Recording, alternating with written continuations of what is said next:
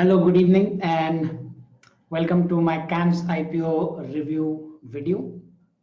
I was supposed to do this live, but unfortunately, the internet connection is not good. So I will be recording this and uploading on Facebook and YouTube. So, of course, IPO season is out. We recently saw Happiest Mind listing very high, and some of you had already asked me whether to go for a Happiest Minds or not, and I had recommended CAMS instead of Happiest Mind. So of course, something which lists so high, Happiest Mind went almost 100%, 111%. It does feel weird, but that's because currently market is uptrend and tech stocks are doing really well. So in such cases, IPOs usually do really well when the industries or the sector is also trending in the market. Market is also bullish. So generally, that is the time when IPOs are actually released, and that is one of the biggest advantages of IPO is that you enter in a bull market and the momentum itself most probably will give you certain returns. Okay, so before I begin, let me give you a clear disclaimer that this is not a recommendation to buy or sell. Please refer to somebody who's a registered advisor for buying and selling any stock, or do your own research and then understand the risk is yours. Okay, this video is just for knowledge purpose, just for education purpose. I will not be responsible for any profits or losses that you make from watching this video. Okay, now that the disclaimer is out of the way, let's get on to CAMS IPO, that is Computer Age Management Solutions. And what is going to be unique about this? What are the things that I've noticed? Now there are lots and lots of things that I studied and understood about this company. I'm going to try to keep this video brief because it doesn't make sense to go into too many details. Those of you who have taken my investment training program, you would know exactly what these pointers are, and my video can just reconfirm your observations. Those of you who are new can maybe learn how to look at particular IPOs, and people who are already taking my investment advisory service will have a general view of why I recommend certain stocks. Okay, so this is just for their understanding purposes. Okay, so let's get on with CAMS IPO. I'm going to go into screen share mode, and we will start with some of the most obvious things. We start for any company, we start with 5-point analysis. So first is what does the company do? Computer Age Management Solution is basically India's largest registrar and transfer agent of mutual funds. In simple terms, this company handles the back office work of all the mutual fund companies in India. Not all, 70% of India's market share of mutual fund companies, this company does the back office work for. So it is in a way a monopolistic company. So that's one good sign that is there, that it is the dominant company in its own field. Okay, almost 69.4% of mutual fund work, back office work, is done by CAMS. Okay, what does it do? It basically takes care of all the transactions, dividends. There are a lot of there's a lot of back office work that goes on, and mutual fund companies hire CAMS to do that work for them. And when I'm sure some of you must have bought mutual funds, the charges that you pay on mutual fund, there's always an expense ratio. So whatever charges you're paying, out of it, a certain percentage comes to CAM. Okay, that is how CAM makes their money. Okay, so business wise, of course, it is something which is completely dependent on technology, and that's why, based on the same thing, you need to understand that right now there is not a huge competition for this particular company. There is Karvy, which is again losing its face, but it is still there. It's not that it's shut down completely. That mutual fund back office work is done by Karvy as well, and there is one or two more companies, but there is no stiff competition to this particular company. But in the future, there might be a case where a better company might come up with a better solution, because this is completely based on technology. So any company that has got a better technology has an advantage over this particular company. So that is one risk that you need to be aware of before investing. Second thing, the entire mutual fund industry, this company depends on the mutual fund industry. So if the mutual fund industry goes through a turbulent time, or let's say the charges are reduced, then the profitability of CAMS is also going to get reduced, and that may put pressure on this company entirely. So these are two main I would say risks that I see of any new entrant for technology based, because it's back office work. And if somebody comes with better technology, we might see some harm over here. Or mutual fund industry entirely, let's say SEBI says that you cannot charge certain amount, or the government of India has got certain laws which are going to hurt the industry's growth, then we might see a problem. But apart from that, I don't see any reason why this company cannot do good or better business in the future. Okay, if we just look at the overall potential of making money, okay, that is huge, because already it has got one of the biggest clients. Okay, what are the clients? Let me just take you to IPO Central's post on this particular company. Okay, they have listed, made it easier for us to understand. Okay, so now if I go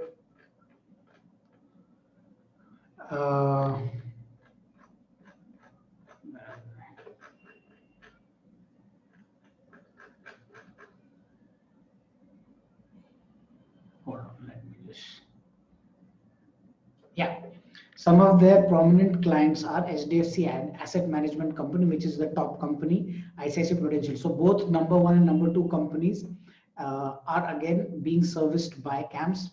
Then SBI, another big bank. So all the top three banks, fund houses, are getting work done by them. Apart from that, Aditya Birla and DSP Investments, all these top companies are the clients of this particular company. So which again have a very well set business. All of them are very steady and stable. Bank, the top three ones are backed by banks, top banks in India. So in a way, the business is more or less easy going, and a very good sign for this particular company's growth potential. Okay. Apart from that, we also look at what kind of owners the company, the management or the ownership. Okay. So if you look at it, Warburg Pincus, which is a PE fund, which again has got investments like it has invested in PVR, AU Financials, SBI Life, and there are many other companies. So private equity fund wise, Warburg Pincus is again a big name in that. HDFC Bank, we all know the HDFC Group, and NSC itself is one of the owners.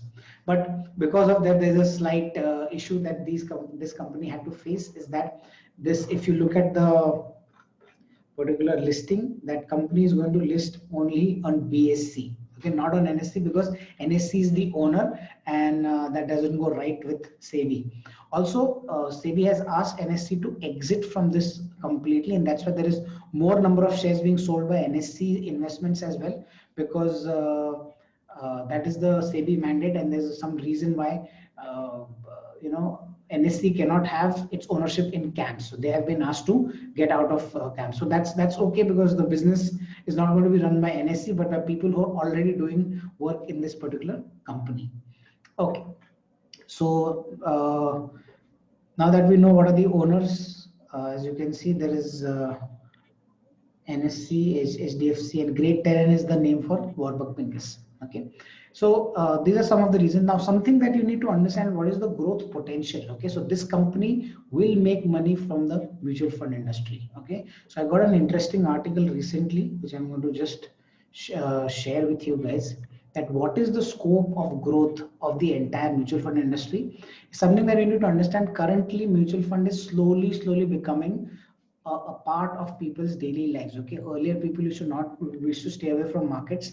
Okay, but fixed deposit was the default way of investing, and slowly people did not even have bank accounts back in the day. Okay, then slowly of course fixed deposit became common, and then now people are moving towards mutual fund because it gives different tax benefits, and people want to grow their money, and there's more awareness of stock markets now. So more and more people are again being default investors of mutual funds in the form of SIP. Okay, and there's huge SIPs being flooded into the mutual fund industry, because those who don't have time to study the stock markets by default put money in mutual funds. Also, it gives tax benefits, so it makes sense that every year before tax filing, a lot of people just put on their SIPs, and these SIPs go on for 3, 5, 7 years. Okay, so that is it's a growing trend, or to have an SIP of mutual fund. Okay, and Amphy is doing great by putting those advertisements. So the industry is poised for growth, no doubt about it. Okay, and Indians are going from fixed deposit to mutual fund. That trend is going to be a mega trend, in my opinion, and that is going to be the biggest beneficial to the mutual fund industry, to the stock markets as well, and ultimately, of course, CAMS as well, because they are directly linked to this entire industry. So, AMFI, the industry, the main operating agency of or the promoter of mutual fund industry in India, itself as saying that expected currently it's at rupees 20 trillion. They are expecting it to go to 94 trillion by 2025. Okay, so that is the scope. We can see that industry goes to 5 times, and that's why you saw a growth or the great returns that you got in HDFC, AMC. Okay, and as long as mutual funds are going to be doing, even giving decent returns, better than FD returns, we can see that the growth will continue to go into this particular industry. Okay, so fivefold growth is expected, and I don't see even the pandemic stopping it. In fact, in the pandemic, people open more demat accounts. I am expecting there will be more mutual fund accounts open in the coming future as well. Okay, and again, we have very little penetration.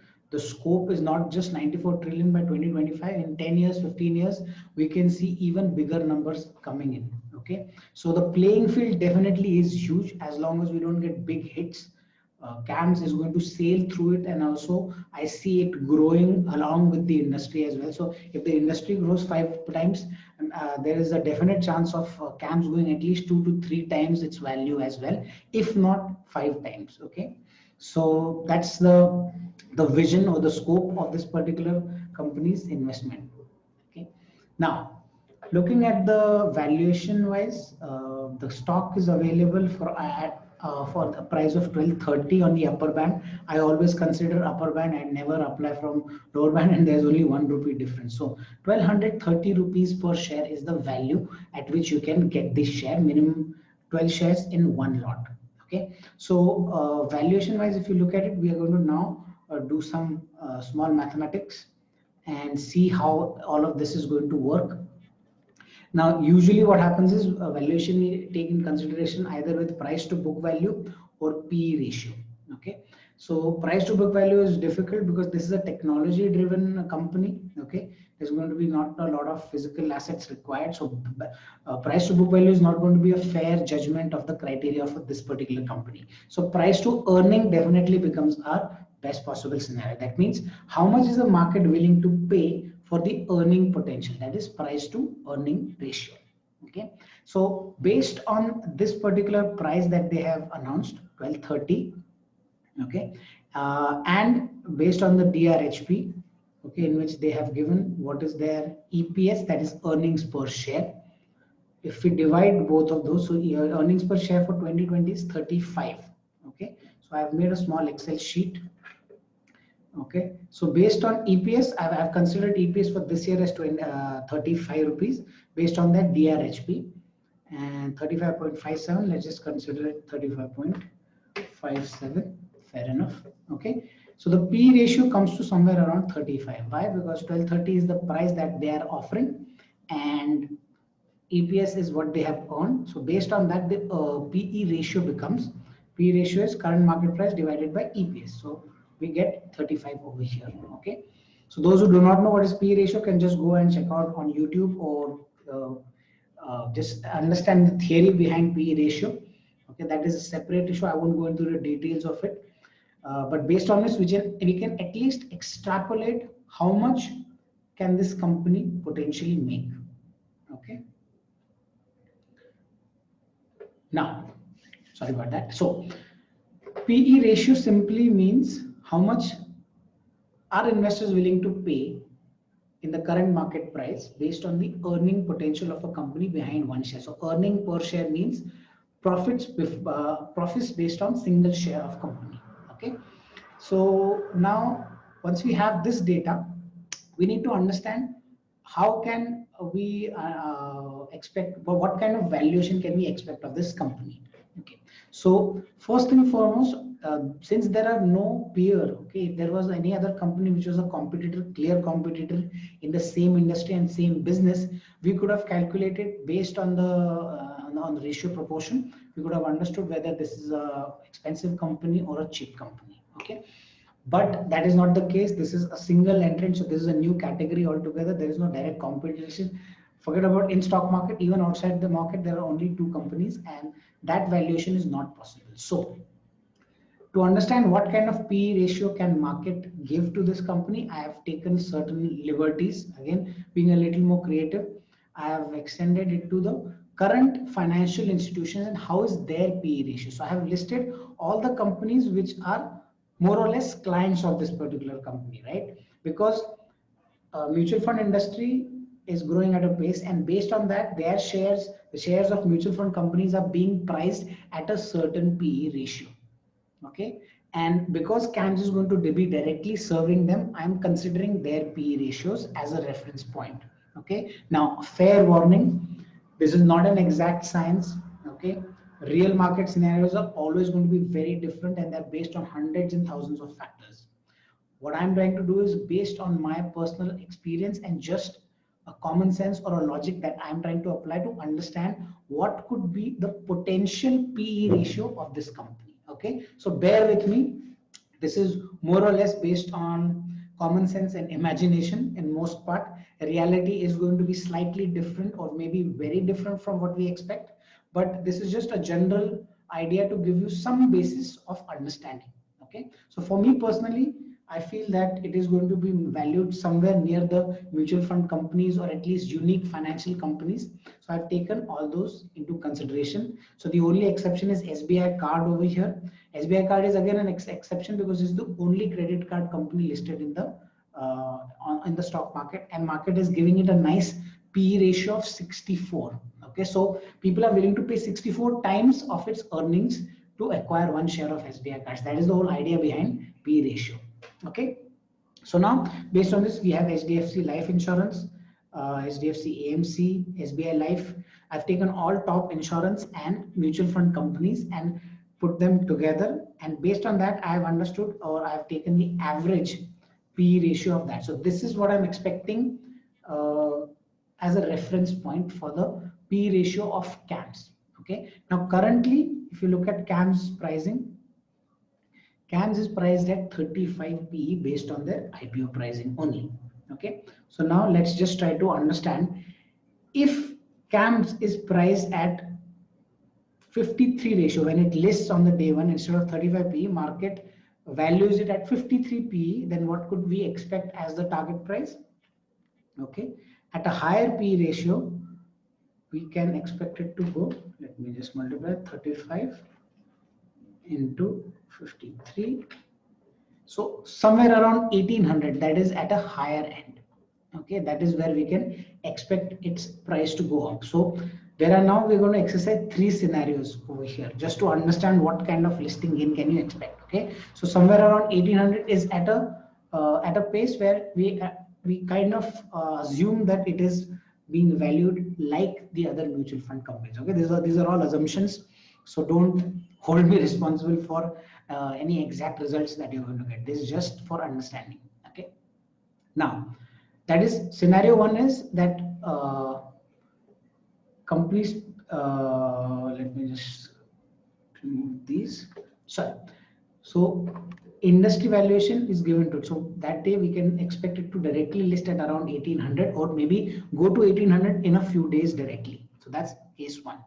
Okay, let's just understand this based on this PE ratio. 1885. Okay.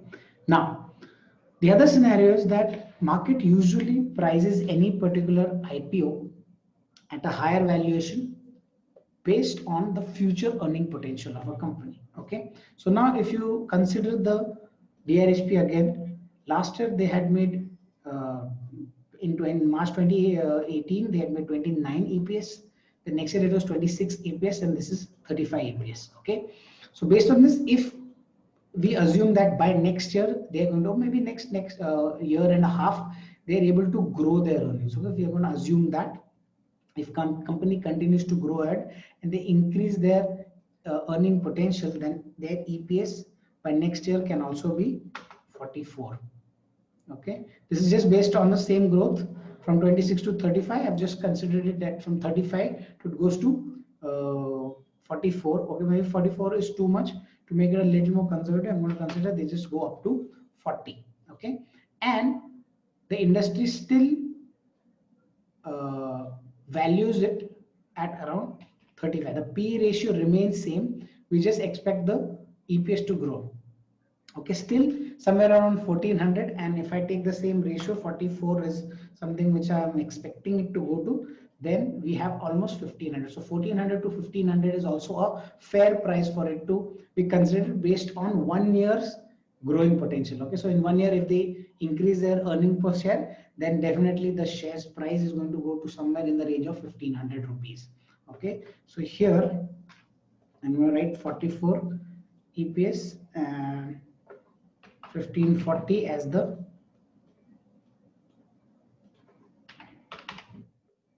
right now it's at 1230. Yeah, 1540 as the price based on a simple scenario that their earnings will grow.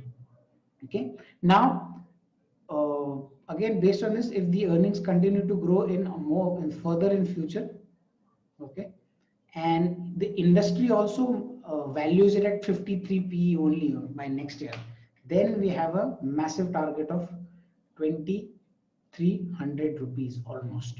Okay, why? Because I am assuming the earnings will also grow next year, and the industry is also going to valuate this particular, not the industry, the stock market or the investors are going to valuate it at a higher P. That means they're willing to pay higher premium. Why? Because this company is a market dominant company, something that you need to understand, and it is in a growing industry. So I am expecting the best case scenario to be this, where it goes on to almost 2300, where I'm just going to put EPS over here at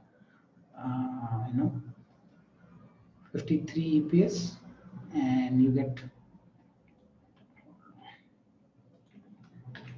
okay, so that's another scenario where you get high EPS and higher valuation. Now on the top end, if you look at it, there is almost companies that are being listed at 92 as well. So let's take SBI Cards example. Let's assume that what if CAMS is also like SBI Cards and industry is okay to give even 64 PE to this particular company. Okay, and if the EPS remains same, okay, I'm considering that EPS remains 35 and industry valuation at 64 PE, just like SBI Card, even then we have a target of 2206. And in the future at 64 PE and 44 EPS, we get a target of 2800. So somewhere in that range we can definitely consider. So based on that, my most optimal targets for this company are, I would say listing is going to be somewhere between 1500 to 1600 range. I'm taking upper band consideration. Again, this will happen if the markets are doing well that day. Okay, that is basic expect. This is like the most ideal scenario would be this. Okay, a short-term target that you could consider for this company is almost 1800, 1850, somewhere in that range, and definitely for long-term. Okay, assuming that next year they increase the PE as well and the EPS is also good. So in that case, somewhere between 2200 to 2500 can be a good target for a long-term investor. That could be 1 year, 2 years, 3 years in the future. Okay. Now, one final point before I go. This is again assuming that, let's say mutual fund industry goes 5 times. Okay. So what happens if by 2025, okay, EPS of this company goes 5 times. So from 35 EPS, they go to 5 times is 150. Let's just say it goes to 100 rupees only, and they are able to still pull out a P ratio of 64. Let's say even 50 PE, again based on the average, and the P is only 50, but they are able to increase their earnings to 100. Again, this is a very, very positive and overly optimistic scenario. Then we can easily consider 5,000 rupees as a target as well for this company. Okay, and at a higher end, where something like 92 PE is given to this company and they're able to make 100 bucks, then even 9,200 is not far-fetched. Now you might think, is it possible or not? There is no way for me to predict whether it will go to these high levels or not. but I definitely see these three most likely scenarios in the upcoming days. Okay. Now, again, disclaimer, this is all going to be upon you. Your risk is your own. If you're choosing to use this information, then I'm not responsible for any profits or losses you make.